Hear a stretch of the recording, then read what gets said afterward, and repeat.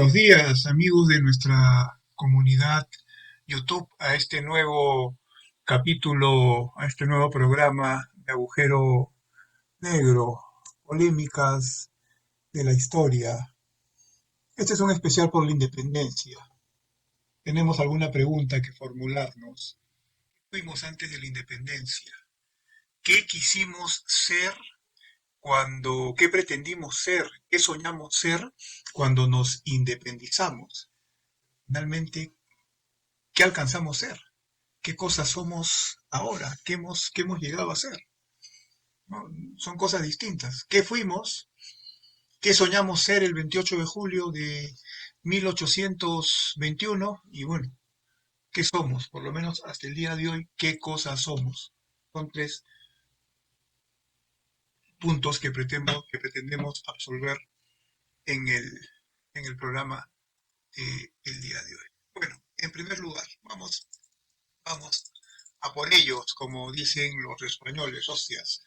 Eh, la sociedad colonial, también que nuestro análisis de hoy va a ser político, la sociedad colonial se regía por el absolutismo monárquico.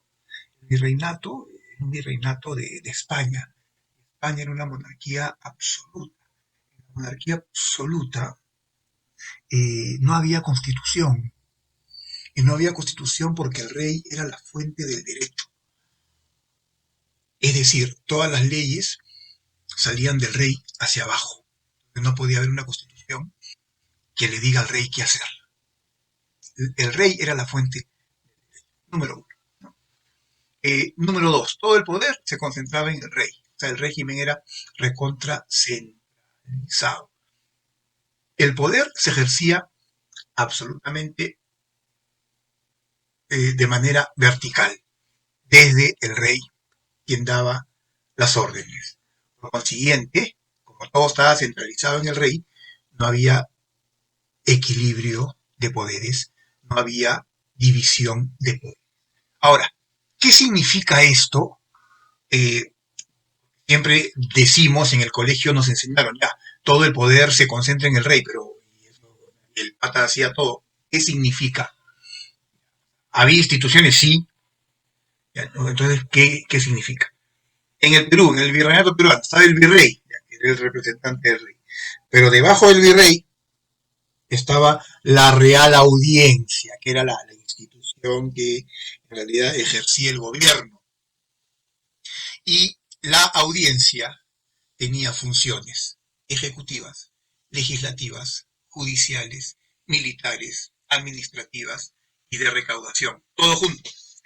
Pero ¿cómo la audiencia podía hacer todo junto? Que como el poder estaba concentrado en el rey y la audiencia representaba al rey, la audiencia concentraba todo el poder. Los poderes no estaban separados, estaban juntos. Por eso la audiencia tenía poderes ejecutivo, legislativo, judicial, militar, administrativo y de recaudación. Entonces entiendan ustedes el desafío que fue cuando nos independizamos decidir el liberalismo político. Y dentro del liberalismo político, la república liberal, ¿no? Porque en la república liberal pasamos a un esquema constitucional, con constitución, donde la constitución, que es una carta magna que establece los derechos del hombre y del ciudadano, porque es constitución liberal, ¿no? Y también establece cómo se va a organizar el nuevo Estado.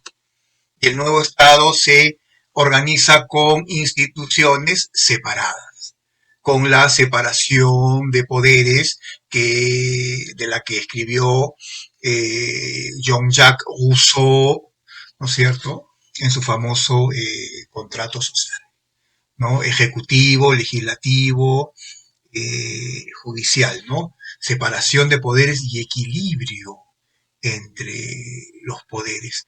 Aquí también entra la democracia, ¿no? El pueblo elige a los representantes de los poderes del Estado. Entonces, vamos a ver una república democrática, una república liberal, pero que además de las instituciones se basa en principios bien distintos a los del absolutismo monárquico que estábamos dejando atrás. cuáles fueron los principios que adquirimos en nuestras primeras constituciones. La primera fue en 1823. En primer lugar, ya no íbamos a ser súbditos. Súbdito es el que está por debajo de. Ahora íbamos a ser ciudadanos. Ciudadano es el igual en derechos y deberes al otro ciudadano.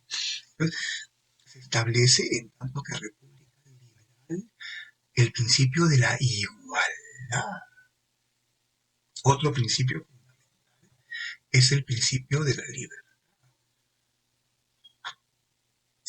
Uno muy importante, la búsqueda de la felicidad, que todos sean felices. Y uno bien importante, que es una separación entre el republicanismo y el liberalismo.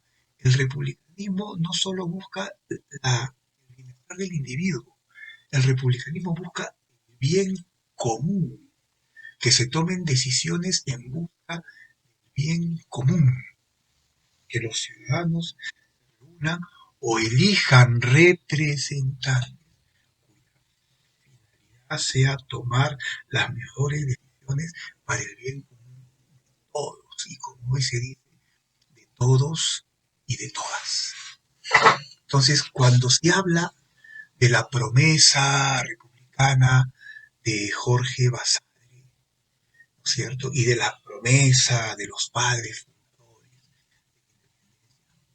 la igualdad, la libertad, la felicidad, el bien común. Y estas instituciones que funcionen bien, y un Estado que funcione bien y que le brinde servicio para que le ofrezcan el bien común y la felicidad a todos los ciudadanos. Esa fue la promesa que hicimos hace 201 años, ¿no? Habría que poner tamborcitos ahora para hablar de qué lejos estamos, ¿no? Lejísimos, sí, pues. Y no ahora, siempre. Pero bueno, voy a irme al presente porque si no este programa sería... Vivimos una crisis institucional absoluta. No me voy a poner político, no me voy a poner a decir que este tiene la culpa más que el otro. Mi programa no va por ahí, ¿no? Mi rollo no va por ahí. Y voy a decir algo muy claro. Los países que salen adelante son los que tienen una clase dirigente que los hace salir, una clase política y también una clase económica que los hace salir adelante. De la clase económica, que no es que la esté salvando, tengo una posición muy crítica. No voy a hablar ahora, voy a hablar de la clase política. No tenemos representantes políticos, están elegidos, están ahí, pero no tenemos una clase política de partidos políticos que realmente sean partidos políticos, que formen a sus cuadros para cumplir esas tareas de las que hemos hablado, para ir al Congreso o para ir a Palacio de Gobierno a representar o a buscar ponerse de acuerdo con las otras fuerzas políticas, independientemente de las diferentes ideologías, pero teniendo en la cabeza que lo que buscan es el bien común y teniendo en la cabeza que el cargo público, la función pública, es un servicio a la comunidad y no la oportunidad de hacerse rico. Eso ha desaparecido. Si es que existió, si es que una parte de la clase política lo tuvo, ha desaparecido. No existe. No hay. De los 130 congresistas tendrás a 5 que piensen así, a 5. Los demás, todos ven el Estado como una fuente de enriquecimiento. Y como hablo de todos, no hablo de ninguno en particular. Se ha impuesto el interés particular. Para darle a esto una explicación histórica, que ya he explicado en otros programas además. Hay 3 entradas, voy a ser muy breve, hay 3 entradas, ¿no? Porque este programa también trata de explicar el presente de la historia. La corrupción es una entrada. Yo ya he dicho que en el Perú la corrupción viene desde Francisco Pizarro. El primero en desfalcar el Estado, el que firmó un contrato lesivo al Estado fue Pizarro, cuando firmó un contrato con Atahualpa, ¿no? 2 cuartos llenos de plata y 1 cuarto lleno de oro a cambio de rescate de Atahualpa. Pizarro no cumplió, mató a Atahualpa y con ese oro y esa plata financió la empresa de la conquista.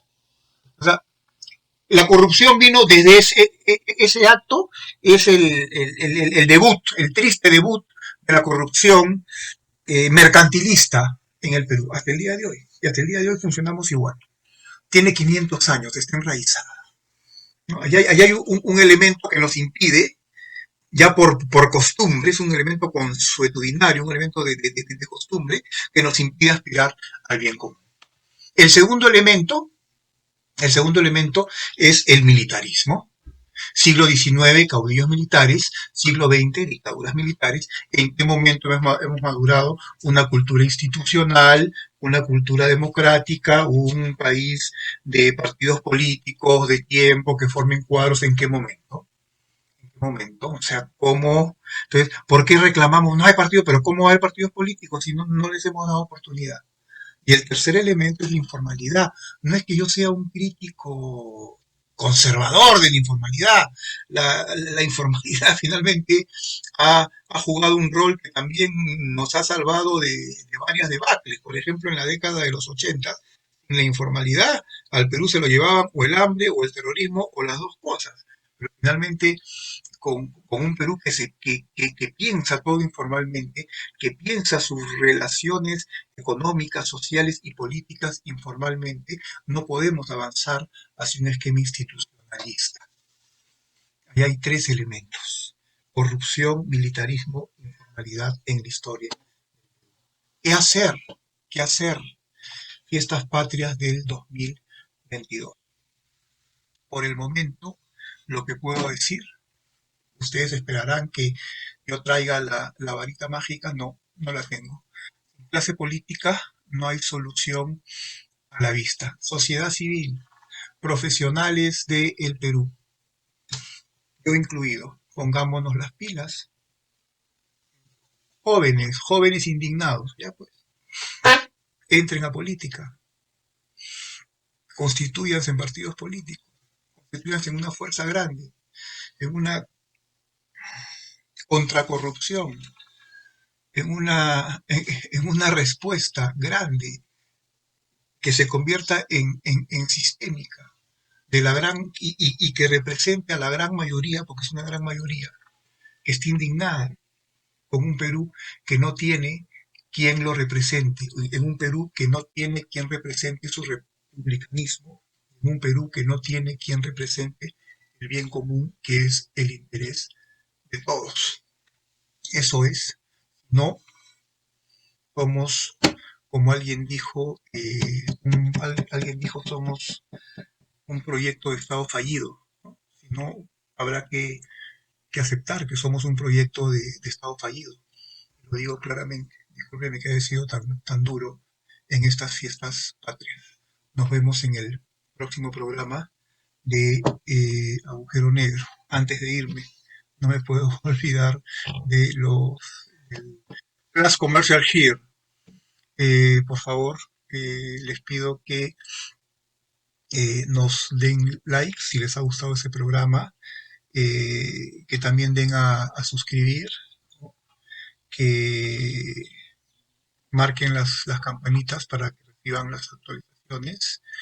En el lado de aquí tienen el yape para que colaboren. Queremos agradecer a los que lo han hecho la semana pasada.